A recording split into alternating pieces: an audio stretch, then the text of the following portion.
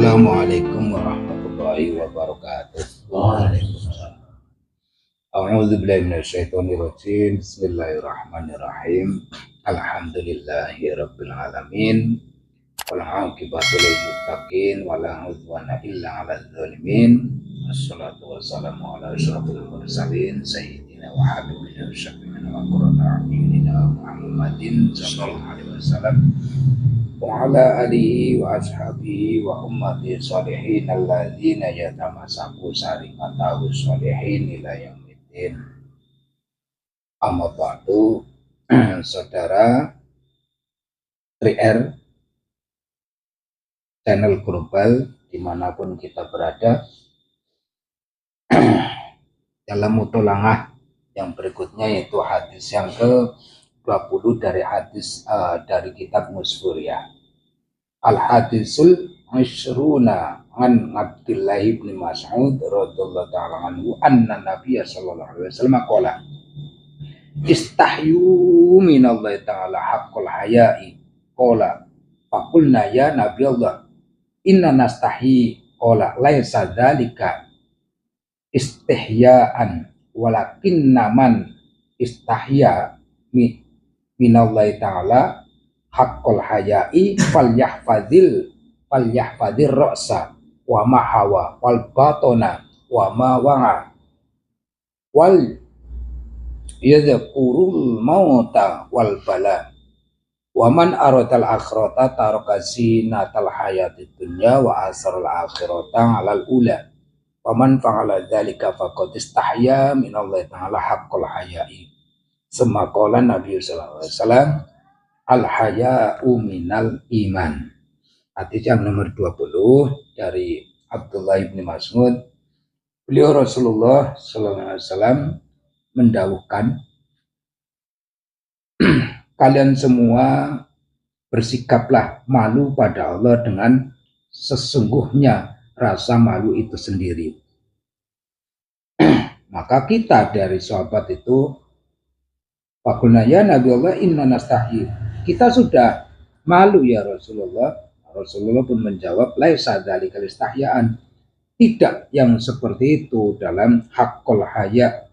Sejatine malu itu bukan yang kayak gitu, tetapi yang dikatakan sejatine malu kepada Allah adalah menjaga, baiknya kita itu menjaga kepala serta apa isi kepala itu, menjaga perut serta apa yang dimasukkan ke dalam perut, dan sayupianya juga senantiasa mengingat kematian dan kerusakan.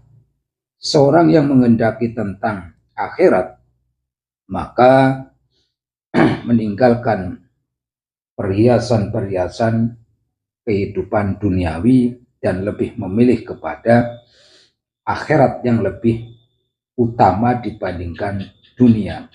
Seorang yang melakukan seperti itulah secara hakikinya malu pada Allah. Rasulullah juga ngendikake al-haya'u minal iman, rasa malu itu bagian dari cabang keimanan. Nah, alhamdulillahirabbil alamin. Hadis tersebut bisa kita itu memahami secara ekstrim, bisa kita memahami secara lebih meluas juga bisa, karena hakikat malu pada Allah adalah menjaga kepala. Apa isi kepala? Di antara telinga harus dijaga, mata kita harus dijaga, mulut kita harus dijaga, hidung kita harus dijaga, otak kanan kiri kita juga harus dijaga.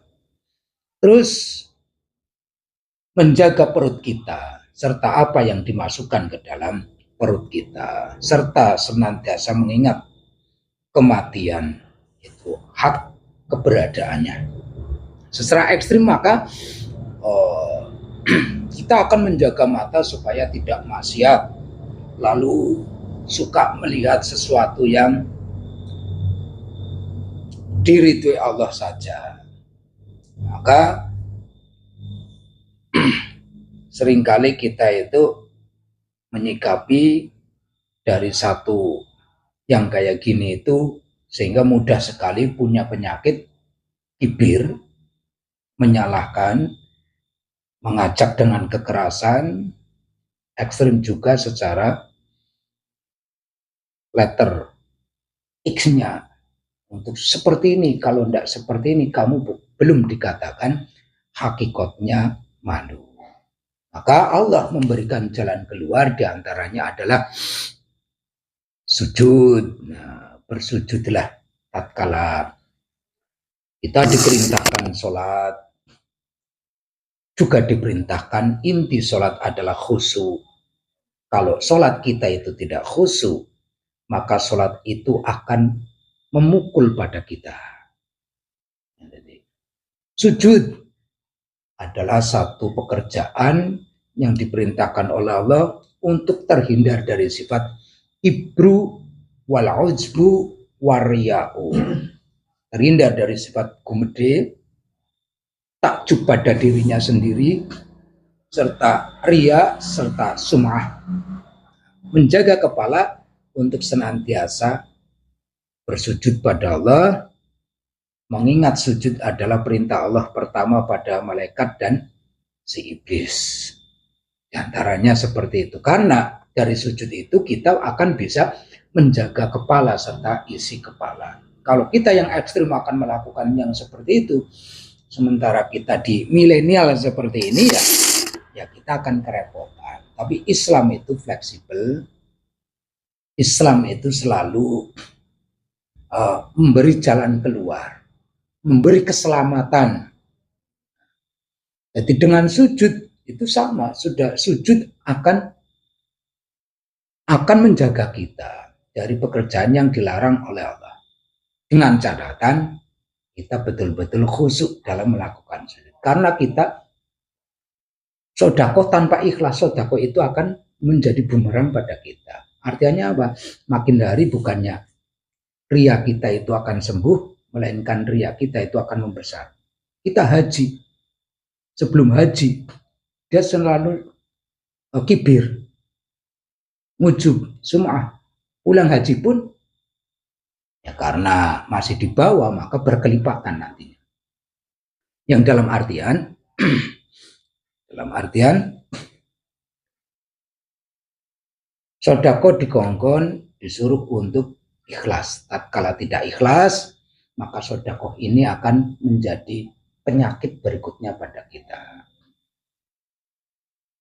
Salat tidak khusyuk, salat itu akan menambah kedengkian kita, ekstrim kita dalam menyikapi pemahaman-pemahaman hadis dalil dalam beragama.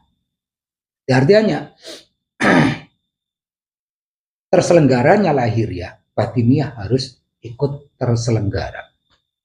Karena amal ibadah yang disuruh oleh Allah akan menjaga kita dari penyakit-penyakit batiniah. Tapi karena tidak khusyuk,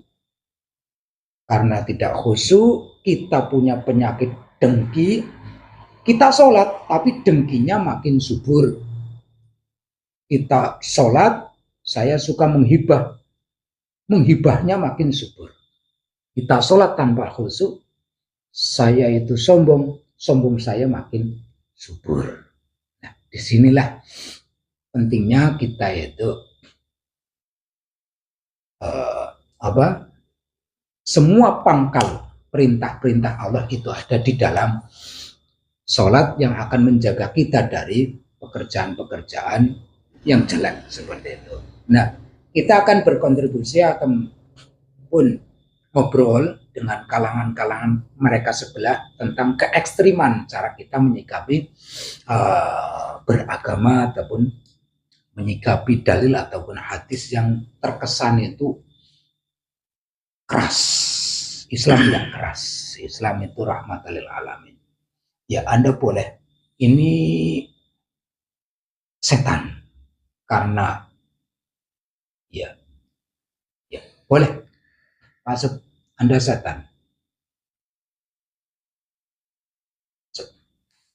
Saya buka pintu, silakan masuk.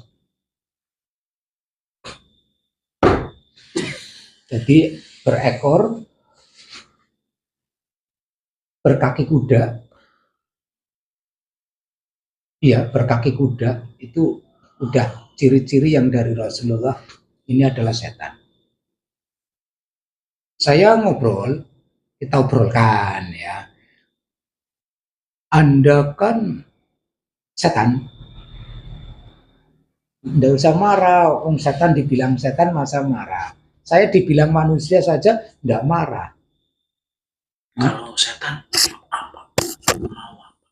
Nah, ya artinya kamu dibilang setan marah, berarti Anda bukan setan. Saya iya wis, saya dibilang manusia, saya tidak marah, memang saya manusia.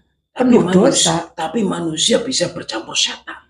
Setan tidak bisa bercampur dengan manusia. Nah, kalau Anda bukan, saya tanya Anda setan. Setan? Lalu saya katakan Anda bukan setan. Ya marah. Ya marah kan? Ya marah. Nah, ya makanya tadi pertama ya saya nanyakan Anda setan. Terus kalau saya setan mau apa? Kalau bukan setan mau apa? Kan kayak gitu ya. Jawaban kamu. Ya udah, saya batalkan, kamu bukan setan. Setan. Kayak gitu. Setan. Anda kesetanan apa? Anda kemenungsan. Setan masa setan. Kalau manusia kesetan itu banyak. Contoh manusia yang kesetanan. Manusia yang kesetanan Iso adalah mereka yang selalu mengagungkan ibadahnya. Sayalah yang paling pandai. Memang ibadah itu sesuatu perkara yang besar. Ya, karena kebesaran itu bisa menimbulkan kesetanan. Jadi memang ibadah itu kebesaran. Karena apa? Diperintah dari Zat yang Maha Besar. Maka ibadah itu besar. Tidaklah, itu hanya untuk bohong-bohongan ke manusia saja. Itu bohong, itu besaran apa? Yang merintahkan yang berkuasa kan? Ya iya. Lah iya.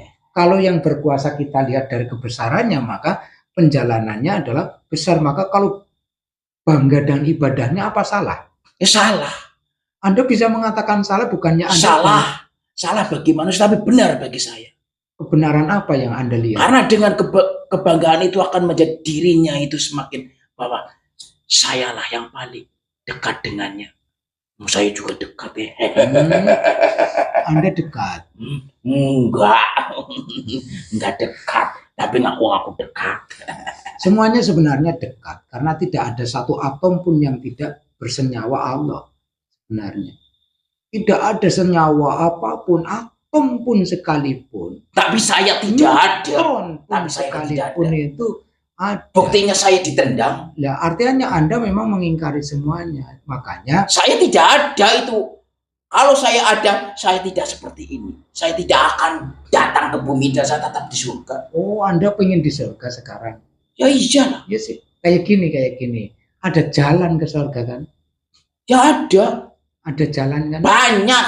Dan nanti pun kami akan ke sana. Oh iya, banyak jalan kan? Oh, banyak, lebar, luar biasa. Dengan cara apapun saya akan ke sana. Iya. Di antaranya yang kita bahas adalah saya menyikapi ajaran ini secara ekstrim. Secara wah, Islam ini memberatkan saya. Contoh, hakikatnya malu itu bisa menjaga kepala serta isi kepala, yaitu menjaga mata dari maksiat, telinga dari mendengarkan sesuatu, mulut dari riba wanimimah, terus goroh kayak gitu, terus hidung untuk apa, terus isi kepala, otak saya harus berpikir positif. Ternyata kan berat sekali. Iya. Maka sikap itu kan ekstrim sekali. Berlebihan yang bagaimana? Ya berlebihan, keterlaluan ekstrem, berlebihan. Terus cara menyikapinya kalau ternyata orang itu akhirnya bisa melakukan, bisa menahan, bisa melakukan dan bisa menahan. Iya. Nggak ada yang bisa. Nggak ada yang bisa karena saya selalu di sisinya kok. Nah, terus karena selalu ada di sisinya, terus dia merasa sudah bisa melaksanakan bahwa otak mata kamu sudah terjaga dari barang-barang yang menjadikan otak itu kamu bersih, sudah terjaga seperti itu. Lalu lesannya berbicara Bahwa saya itu semua sudah saya lakukan. terus mengkafir-kafirkan orang. Bahwa kamu tidak akan mampu dan kamu kalau masih melakukan kamu adalah sudah tidak sesuai dengan ajaran-ajaran agama kita seperti itu. Saya akan mengatakan seperti itu. Kafir, saya juga kafir. Kafir, kamu juga kafir. Apa arti kafir menurut pandangan Anda? Tidak diakui lah sama. Tidak diakui ya. Tapi akan diakui nantinya. Jadi, kafir artinya adalah lebur ya. Kafir artinya adalah lebur. Kita semua adalah prosesnya. Kita menolak proses, sama halnya kita itu mengkufurkan adanya yang pemilik proses. Artinya kafir adalah melebur kepercayaan yang seharusnya. Proses adalah Allah pelakuna, kita nikmati proses, mengharapkan imbalan boleh, tapi berpikir hasil itu tidaklah boleh. Ya harus boleh. Orang bekerja kok tidak memberikan hasil, itu salah. Dan tatkala saya mengatakan tidak boleh, lalu iblis mengatakan boleh, inilah yang membolehkan kan setan.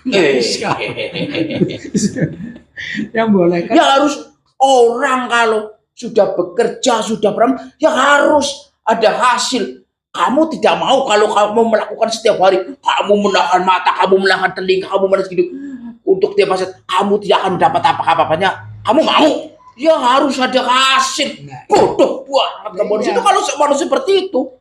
Rugi, kamu rugi. Ini yang kamu rugi kalau seperti itu. Nah, iya. Ini ajaran rugi-rugi kan? Ya rugi. Nah, ini yang bolehkan kayak gitu itu adalah setan dan iblis ya kan? Pimpinan kamu iblis itu ya. Yang maha mulia. Ya, dimuliakan oleh kami, tidak dimuliakan oleh sana.